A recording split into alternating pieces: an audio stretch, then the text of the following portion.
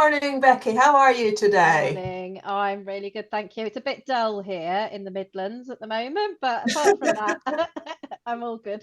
How are you? I'm well. It's rainy down here in the southwest, but also a bit dull, I'd say, but rainy and dull. Okay, Yeah, so welcome back to everyone who's been following our journey as we created this Girls Talk Tech series. We're now a third time we're meeting up doing this. yeah. Becky and myself, my name is Beverly. We are both former teachers. We're educators in a wider sense, and we like tech, and we're entrepreneurs and solopreneurs, and we have our own businesses. So we get together each month and talk tech and share it with you. So if there's anything you'd like us to talk about, please do get in touch with us. And thank you for listening. So, Becky, this week, what's grabbing our attention? Is there anything grabbing your attention? See, I was struggling with this question this week. I mean, I say grabbing my attention. The thing that I'm very excited about this week is that the new Mario game comes out on Friday, which seems like a bizarre thing to be saying, but that's what I am really, really excited about. I am like a bit of a gamer, but more of a traditional Mario kind of gamer. And I'm very excited that that is coming out on Friday, and I'm sure there are probably quite a few people out there in the world that are excited too. Well, Yeah, actually, I am not a gamer. However, I did notice a headline today which yeah, said that Minecraft, which a common game, yeah. has reached, has been the first video game to reach 300 million sales. So that's one of the Wow. headlines Yeah, on BBC News Technology. So maybe yeah. you might find that also quite exciting. I don't know if you know much about Minecraft. Yeah. No, I have played Minecraft because obviously I've got two kids, and when they were very young, we used to sit and play Minecraft quite a lot. That was probably one of the first games that they got into, and Hmm. I think it's good. I think the reason it's done so well is it's because it's quite like you can get into it quite easily. Like even I think there were four or five or something when they started playing it. It is quite a Hmm. simple game to play, but actually it can become really complex. So you can go right from just building a few blocks or getting rid of a few blocks as a very young child to designing logic gates to make all complicated puzzles and buildings with secret doors and secret entrances. So it's quite Hmm. an exciting environment, and I think it appeals to a wider audience just because it has all those different elements to it. So I think that's probably why it is really popular, I'd have thought. Oh wow. Okay. So I know Minecraft is used a lot in schools and Yes. all children seem to gravitate towards it. Excellent. I'll Yeah, tell you yeah, another definitely. headline that's grabbing my attention. It's Cruise, the self-driving car company. Yeah. It's having a few problems. It's had two accidents, their autonomous vehicles. So it's of Right. course it's of interest to me because the second book in my children's book series is entitled Self-Driving Car, which I do Yeah. have a copy here. So, Yeah. it's I do think that children should be thinking about, the way in which our world is changing and self-driving cars and the algorithms that Mm. the cars are using and accidents, what sort of accidents are they having? What needs to be done to Yeah. change this? It is like it's a tricky one because I bet you if you compared accidents for self-driving cars compared to normal accidents with traditional driving, I imagine it's still a lot worse when it comes to traditional driving. It's probably at the moment still safer to be in a self-driving car where it's making those sort of decisions for like faster decisions Mhm. based on the surroundings. But yeah, we obviously have to get it right to make sure it's as safe as it possibly can be. And it's interesting to see where this is going to go. Like, I would almost like to see a world, well, I prefer really good public transport. That would be my ideal. But you can almost imagine a world with self driving cars that you'll just be like, I need to get somewhere now. And I just go to an app and my self-driving car turns up and off I go. And if there's someone on my route that is going the same way, it's just going to pick them up too. And that's how travel will kind of work. That's Mm. kind of how I sort of see it working, I guess, in the future. But it'd be interesting to see what does actually happen and if it is do you think it's going to be safer or not? Potentially, it could be safer, but again, it depends on how the car is trained and environments in which it's trained. Yeah. And I'll be more interested in the rural environments. I think it works Mm. really well in a city and somewhere it's a bit more predictable. But a minute or 20 minutes away from my house, I'm into the countryside. So, how is it going to work in a narrow country lane? And it will encounter different obstructions. It's not going to be able to sort of link back to a central hub to get its intelligence. So I Yeah. don't understand how that all fully works and will work. Yeah. So I think those are the considerations. I don't want to be out of range and to break down in a dark country lane. So I would need that reassurance, which is why I keep investigating this and I'm Mm. curious. I want this conversation to be had, hence I started writing about it. Yeah, absolutely. And I tell you what, I also think about every time I see these headlines, I start thinking about jobs and how jobs are changing. Mm. So like mechanics, do we still need car mechanics in the same way? What skills will they need? Because the age of computerization and the age of AI, what are the skills that are jobs?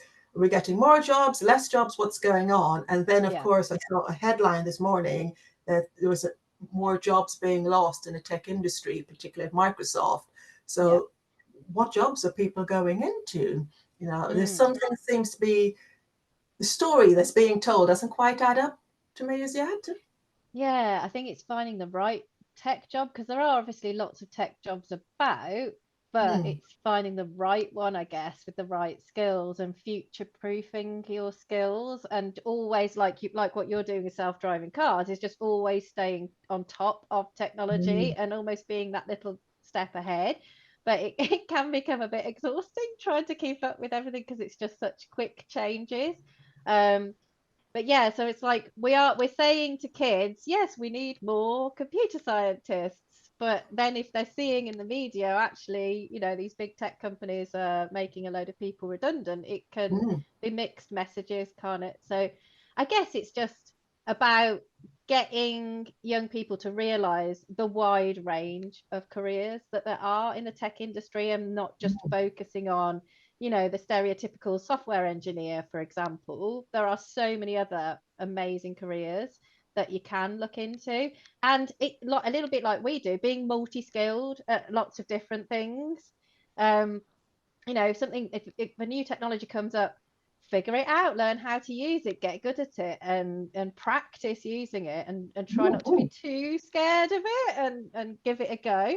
I think that's some good advice is try not to pigeonhole yourself into one mm.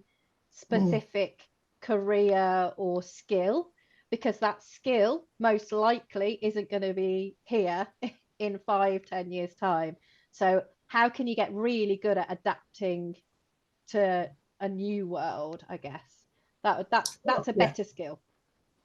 I completely agree with you. Is that skill of adaptability Yeah. and understanding the impact of tech on your life. And one of the strands to my solopreneur career, I've got a course on Udemy at the moment about Yeah. artificial intelligence, and the title is actually Artificial Intelligence Empowering You, and Mm. it's not for a specific job type or sector. It's getting you to consider the impact of AI and things like generative AI on lots of the interactions you have. So whether you're interacting with healthcare services or with entertainment services, whoever you're interacting with, there is AI being used, and I'm trying to get people to consider the impact upon their lives. So it isn't something as distant and far away.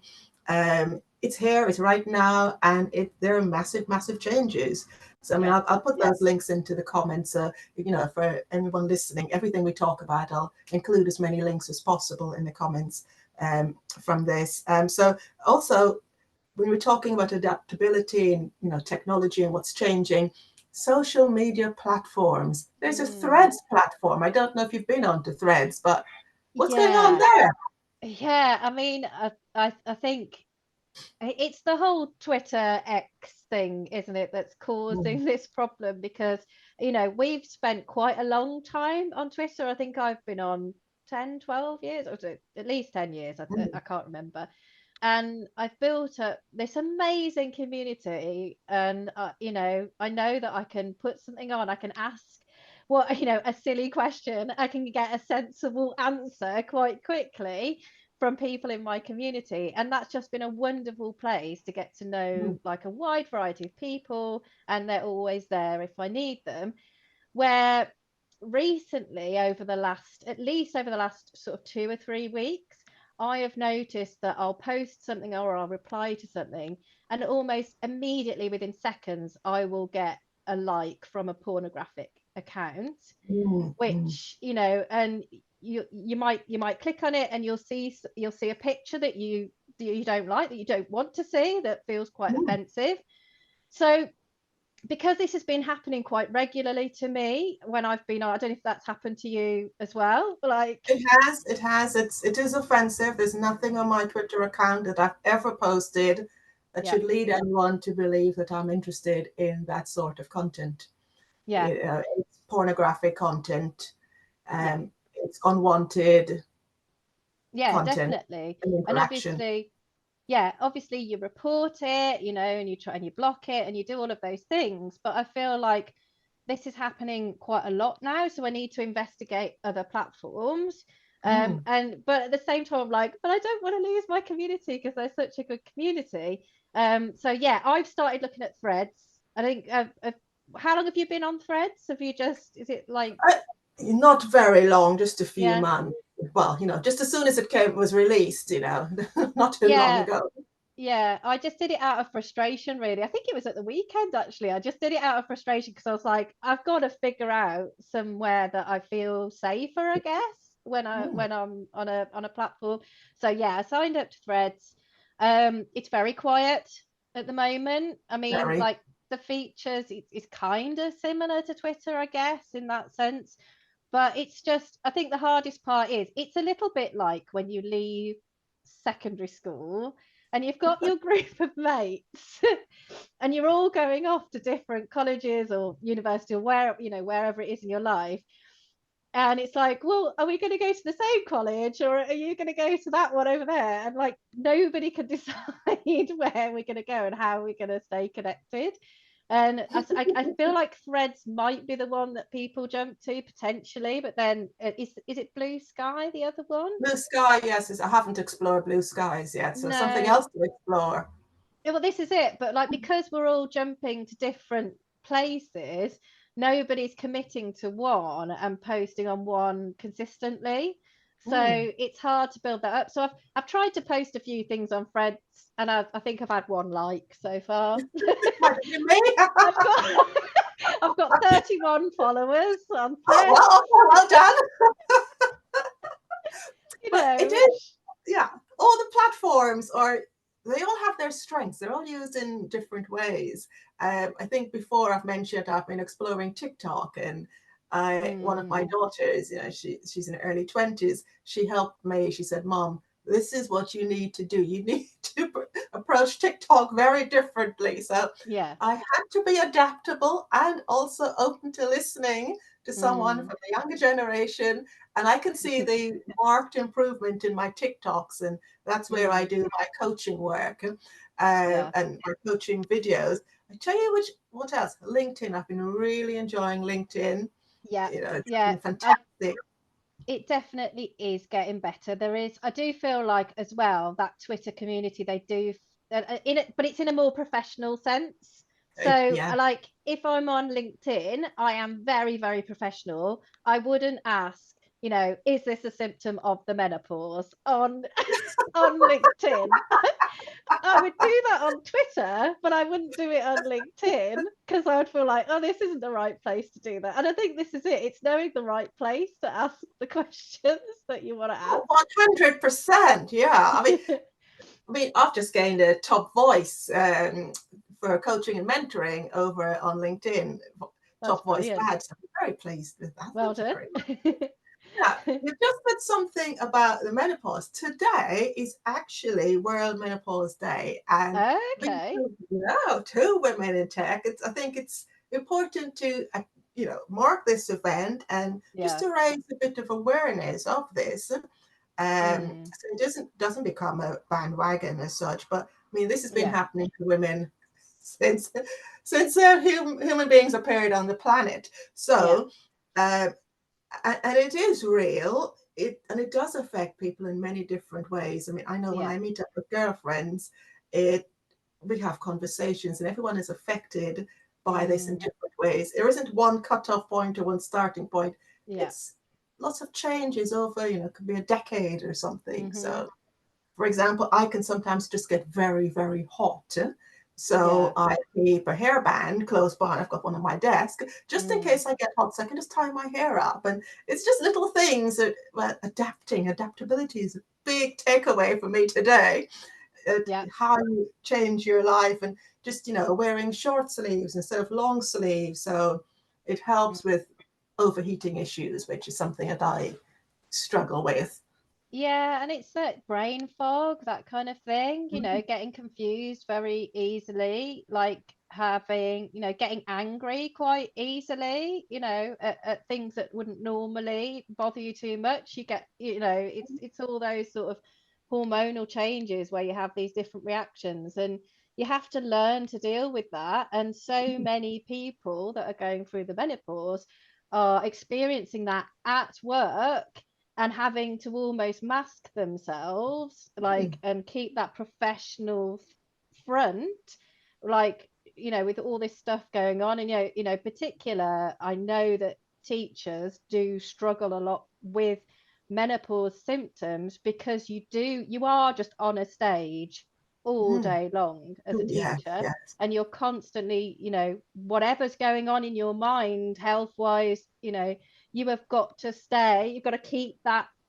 professional on stage mask. And you've got these 30 kids in your room that are also hormonal, and you're you're in charge of it, and there's all sort of things changing with your periods and things, and access to toilets as teachers, and Mm, breaks, and all that kind of stuff. It really is important that we do think about how we're supporting people in work that are going through the menopause, because it's going to happen to 50% of the workforce, and we've got to do something about it and think of, sensible adjustments that we can make for people to support them. It is really, really important, and it's important that we talk about it. I think it has got better over the last few years. People are talking about it a bit more openly now, I think, which is good. But we've got a long way to go, I think.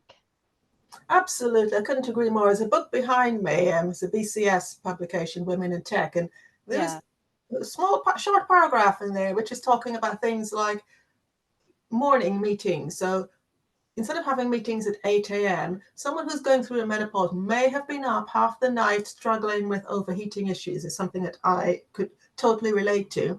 Yeah. And then saying, well, you need to be here for an 8 a.m. meeting, they may be tired. So if you say Hmm. we'll have meetings at 10, that gives that person just a bit more time to adjust. And Yeah. there's nothing wrong. You're still getting the best of that person, but there isn't anything wrong with that person. It's just adjustment and just being mindful of what's going on. So I never set Yeah. meetings before 10 a.m. for myself, for example, just Mm. in case there is something else going on in my life at night. And I don't know when this will happen to me. That's the thing. So Yeah. you've been through adolescence, it's almost every decade Hmm. brings a new issue. And just to be clear, it's a perimenopausal period. It's a lead up to menopause, which is Yes. this Yeah. long period, which I'm in, and most of the women that I know are in. Yeah, yeah. I feel like I'm going through a backwards puberty. That's how I feel right now. So like you go through all sort of, you get spots, and you get moody, and you get tired, you get angry. But I feel like that happened when I was starting with the periods, and now like as they're going, like I'm going backwards. So the spots all came back. So I had to start using the face wash that I used when I was a Oh when I was gosh. a kid. Brought that back, and now it's better. But like it's all those sort of extra things you had to do as a teenager has kind of come back. It's really strange, but you just got the more we talk about it, I think like you feel like you're not on your own, I guess. You're not on your own. It's happening Yeah. to everyone. It's changes in your boobs. It's Mm, it's just how you feel sometimes. But I'm a great advocate for exercise. I've always exercised. So mm, that's me. I go for a half an hour walk every day, and I also go to the gym a few times a week. And I do find that that makes a world of difference. It's always helped with just managing day to day life, but yeah. even now, it's even more so. It just balances me. Yeah. So find a thing for you and Yeah. keep at it. I Just being know. mindful, being aware of your thoughts. Have that daily check in. How do I feel today? And I'd say that's Mm, actually advice I'll give to men and women. yeah. How do you feel today? But as we're talking about, women's issues and women's pay, that's been something that's, Mm, comes up quite frequently in the news. There was a journalist, I believe her name was Moya, and she was on one of the big breakfast shows, and the person with the opposite opinion was being paid, and she wasn't, and it came out, and it was weren't a they big. discussing gender equality in pay as well? Were they not? Was that the topic of conversation? I I think feel it like might it have was. been, Yeah, yeah. just to like Outrageous. add an extra layer of irony to it. Yeah, it is a really, and I think the only way, I mean, obviously everyone needs to play their part, but one of the ways that we can support each other as women is to be really honest about what we're being paid and share that. And I think men need to do that as well. We need to all know what we are earning so that we know that we're getting fair pay, I guess, and equal pay. And that there are nuances, but if somebody is doing exactly the same job, they should get paid the same amount of money. Like it's just basic fairness. And if they're being as productive as each other and things like that, they should be being paid in the right way. And it is something we need to talk about, and we do like.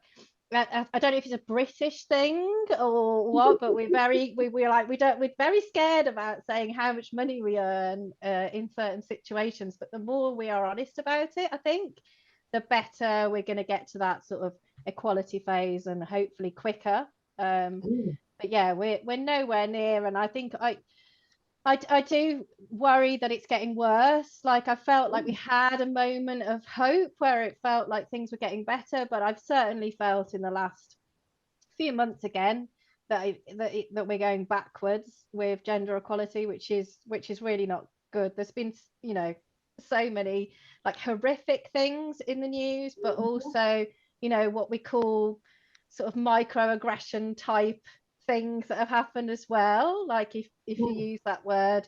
Um so right from the minor to the major, women are really like suffering at the Yeah, moment. oh yes, yes. And we really, really do need to figure out how we solve this problem. Yeah, I mean it's really, really difficult. I've also started noticing conferences with all male panels seem to Yeah, be surging forth again, or I go to yeah, webinars and I look at the people appearing on screen and it's all male. And I mm-hmm, wonder when this has started creeping back in.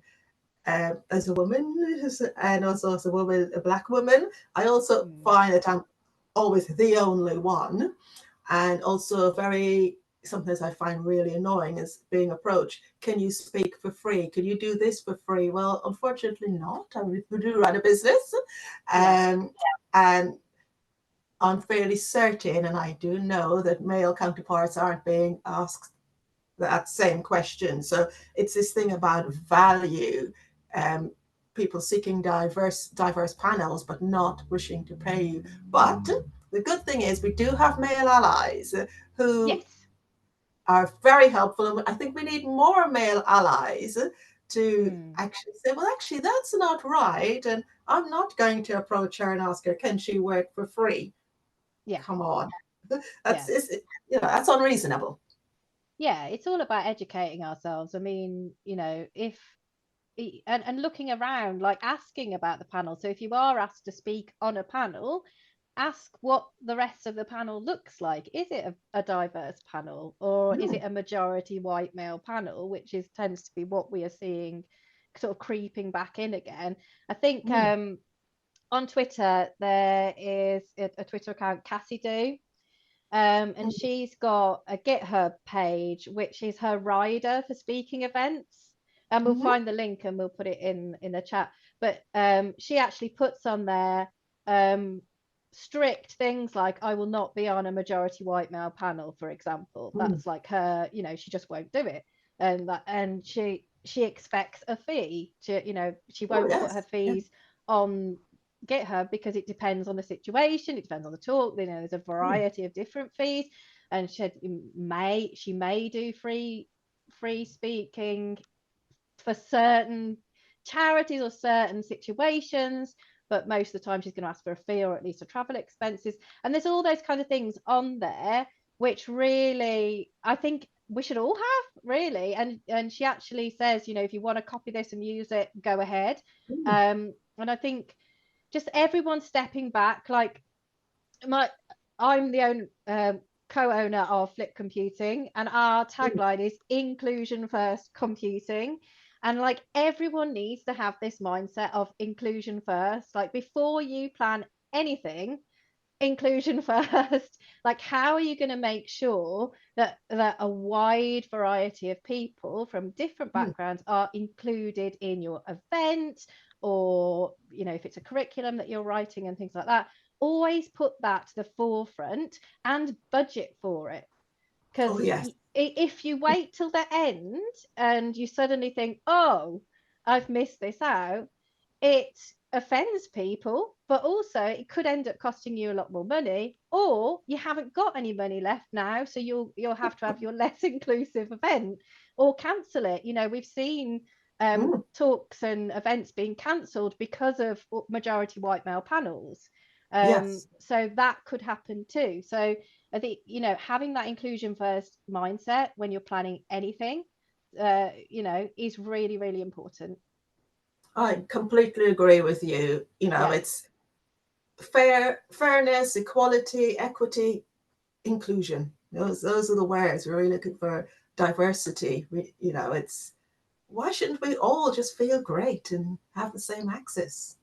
Yeah, I thought, do you want me to say what my biggest bugbear is Go on. with speakers? Okay. So I if this offends people, then it offends people. The one thing that really annoys me in terms of inclusion at events is when they have got they've got the stage, they've got a microphone, and the speaker goes, oh, I don't need this microphone, and puts it down and thinks that they've got a loud enough voice to talk to the whole room and for them all to listen. And they don't understand why the microphone is such an important thing, especially for hearing impaired listeners in the audience, but also for people who have other kind, like, I mean, I have vertigo, and if somebody is walking around a stage talking and their voice is echoing all around the room, it makes me dizzy. Like, whereas if it's a microphone and there's a speaker and the speaker's staying in the same place all the time, the sound is coming from a consistent place, so I don't get dizzy and I can hear much more clearly. And that's just my issue. There's so many people with all sorts of different issues as to why that microphone is so important. So yes, your voice might be loud enough and it might reach the back of the room, but it's the way your voice tracks around the room that's the thing that causes the issue. And it's having that consistent sound. So that's probably, there's lots of other bugbears, but that is one of them. Like, if the tools are there and someone's chosen not to use them, that is not good. So that I'll definitely fix that if I ever see that in a conference. I've just learned something there. Yeah. I've never thought about that. but that's educated me. Now, I don't have a very loud voice, so I'd always be using a microphone anyway. Yeah. Yeah. However, understanding how the microphone is being used and Yeah. the impact and the experience that you would have at a conference and how different it would be, there will be lots of other people with exactly the same situation who may or may not realize that's what's happening to them. But once, Yeah. so I actually feel enlightened. Thanks for sharing that. Yeah. That's Yeah. No, that's fantastic. So that's inclusion first, and that's understanding what it's I empathy, know. isn't it? It's, Yeah. like, you might think, well, I've got a really loud voice, I was a teacher for 20 years, I can speak really loudly to this room, but that's you thinking about yourself and your skills. You're not thinking about everyone else in the audience that has different needs. And Mm. just something that simple that seems very trivial to the speaker, is such a helpful thing if Oh you yeah.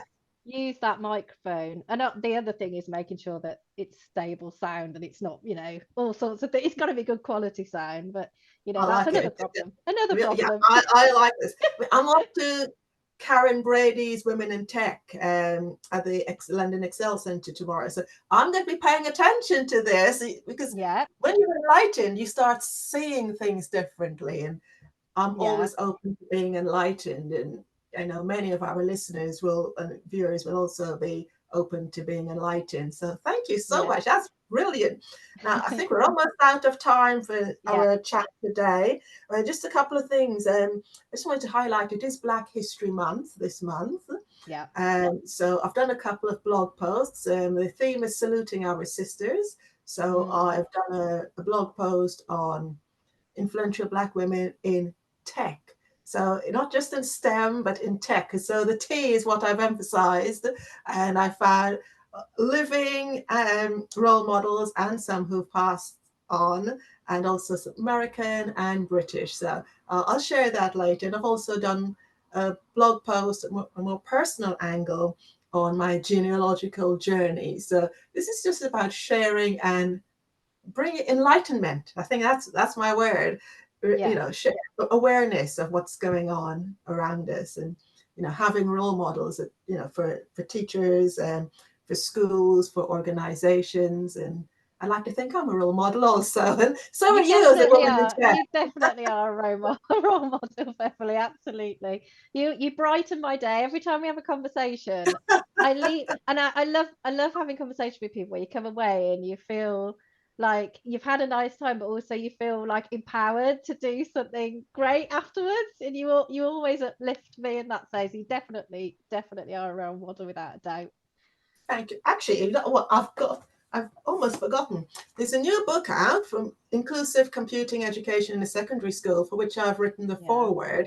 yeah, And the title says what it's about, inclusive yeah. computing. So we'll pop that in the link also. Yeah, And anyone that would wants be to very check that useful. out also. But is there anything else that you want to share with our listeners today, No, Becky? I don't think so. I think I've shared everything. Yeah, I think we've come to an Yeah, end today. yeah, Yeah. we're done. Well, I'll catch up with you again next Yeah, month, and in between, we'll be chatting. And very soon, hopefully, we may be able to announce one of the big projects that we're working on. yeah, But absolutely. mum's still the word for the time being. So, Yeah. you know, follow us on Twitter, on LinkedIn. Threads, Follow. I don't find us on threads if you can find us. Yeah, find us on Threads. We're not sure how it's working, but find us on Threads or TikTok, wherever. Yeah, We're online. We're visible. Reach out to book us for your next project. And thanks for listening today. So we'll see you soon. Thanks. thank you. Bye.